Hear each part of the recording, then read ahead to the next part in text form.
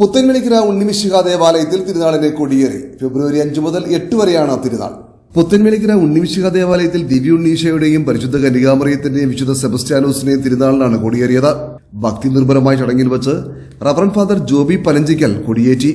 വികാരി father Thomas Kolinattokkaran, കൈക്കാരന്മാരായ സേവർ Oliyil, Varghese Palatty, Sindo Payyappilly, general convener Joy Palatty തുടങ്ങിയവർ നേതൃത്വം വഹിച്ചു.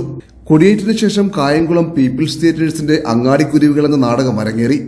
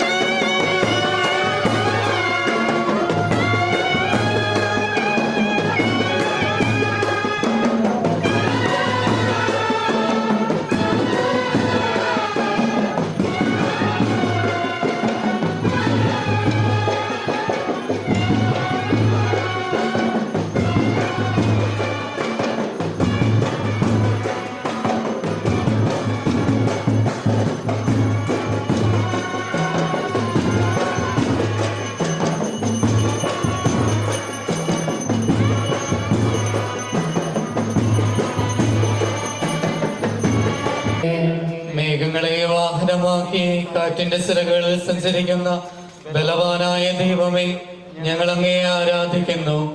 അങ്ങയുടെ മഹത്വത്തിനും വിശുദ്ധരുടെ ബഹുമാനത്തിനുമായി ഞങ്ങൾ ഉയർത്തുന്ന ഈ പതാക പിതാവിന്റെയും പുത്രന്റെയും പരിശുദ്ധാത്മാവിന്റെയും നാമത്തിൽ ആശീർവദിക്കണമേ.